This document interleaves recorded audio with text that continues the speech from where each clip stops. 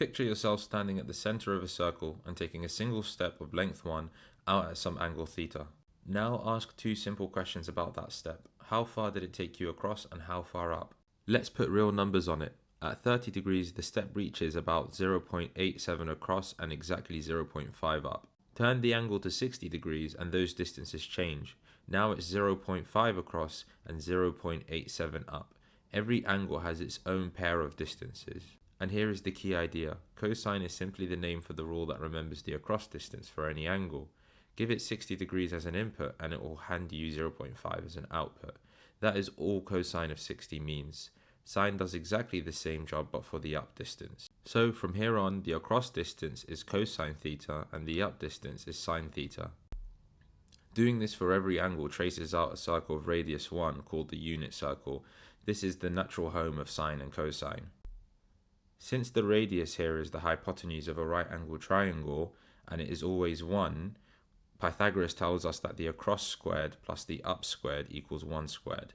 This means that cos squared theta plus sine squared theta is always 1 for every single angle. Let's take a look at what happens as we turn the angle. We will plot the height up the side against the angle along the bottom and watch. At the very start our angle is 0, which means our line is lying flat along the x-axis, and since there's no height at all, sine at 0 is also 0. As we turn upwards, the height grows until the step points straight up and the whole thing is height. Sine at that point is along the y-axis, which means that sine of 90 is 1. Past the top it comes back down, mirroring the way it rose, until at 180 degrees there's no height left and we're back to 0. Keep turning and the point drops below the line, so the height goes negative now, bottoming out at -1 when the step points straight down. And a final quarter turn brings us home with height 0 again. So now we've done one full turn and we can look at what the height is drawn. That is the graph of y equals sine theta. And if we keep turning, nothing new ever happens. The point simply goes round and round again, so the curve repeats exactly. Since this graph is plotted based on the unit circle, its range is between 1 and -1. And since one complete copy of the wave takes exactly 360 degrees, we call that length the period. So what happens if we look at the across distance this time? So on the same circle on the same triangle, but this time watching the blue side, we get the graph of cosine. So at the very start when the angle is 0, cosine begins at its highest, 1. As we turn, the across distance shrinks to nothing, swings negative as the point goes left and comes back. The very same wave as sine, just starting in a different place. In fact, watch this. Slide the whole sine graph 90 degrees to the left and it lands perfectly on cosine. So cosine is just sine with a 90-degree head start. Both of these curves display some form of asymmetry. Here's the right-hand half of cosine drawn with the origin in the middle. Fold it across the y-axis and it lands exactly on the other side. Cosine simply doesn't care which way you turn. And you can check this at any point. Take plus 60 degrees and minus 60 degrees, both give the very same height. So cosine of minus theta equals cosine of theta. Because of this we call it an even function. Sine is different. Here's its right-hand half. Folding it across the y-axis won't match, but watch what happens if we spin it a half turn about the origin.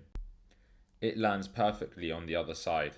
Check 2 points again. At plus 60 the height is up, at minus 60 it's exactly down the same distance. The height just flips its sign. So sine of minus theta equals minus sine theta, an odd function, with rotational symmetry about the origin. To sketch these, you only need 5 points. Let's start with the graph of sine. At 0 degrees, sine is 0, we start on the axis. At 90, it's at the very top of our graph with a value of 1. At 180 degrees, we're back down to 0. At 270 degrees, we're at -1, which is the bottom of our graph. And at 360 degrees, we're back at 0 again.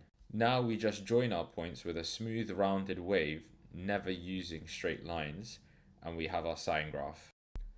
We can plot the graph of cosine using the same trick. Its 5 values are 1, 0, -1, 0, and 1, and it simply starts at the top instead of the middle. Let's build the tangent function on the circle itself using plain graph paper. The tangent is the slope of the radius, And since the slope of the radius is defined as the change in y over the change in x, we can write this as sine over cos. Okay, now we're going to draw that tangent line, which is the vertical that grazes the circle at 1, then stretch the radius out both ways until its line strikes that tangent. The height where they meet is exactly tan theta, that's where the name comes from. Now open the angle up and keep your eye on that meeting point. It climbs higher and higher, so let's pull back and follow it up the tangent line. And still it races on with no limit at all, straight up toward infinity. Until at exactly 90 degrees, the radius stands vertical, perfectly parallel to the tangent line. Parallel lines never meet, so the tangent of 90 is undefined, and that's where the graph has its wall, which we call an asymptote. Keep turning. In the second quarter, the line tilts the other way, so it meets the tangent below the axis, meaning the tangent is negative, climbing back to 0 at 180 degrees. Through the third quarter, it races up again, and at 270 degrees, the radius is vertical once more, so we hit another asymptote. And the final quarter brings it back to 0 at 360 degrees, so the asymptotes sit wherever the radius is vertical. We've seen what the tangent is and why it blows up. Now let's plot its graph, and I'll keep the circle, the tangent line, and the angle right here beside it. From 0, it climbs gently, then steeply, shooting up as the radius swings vertical at 90 degrees. Past our first asymptote, it springs up from far below and climbs back to 0 at 180 degrees. Up again toward 270 degrees, the next vertical radius, and down it falls back to 0 at 360 degrees. Watch this whole shape from 0 to 180 degrees. It returns exactly from 180 degrees to 360 degrees. So the period of tan theta is just 180 degrees, which is half of that of sine and cosine. It crosses 0 where sine does, and it runs all the way from minus infinity to infinity, and like sine, it's an odd function. So that's the whole family. Sine and cosine are just the up and across of a point turning around the circle of radius 1, and the tangent is the slope of that radius, which is sine over cosine. Everything else comes straight from that one picture. If that made it finally click, please subscribe and I'll see you in the next video.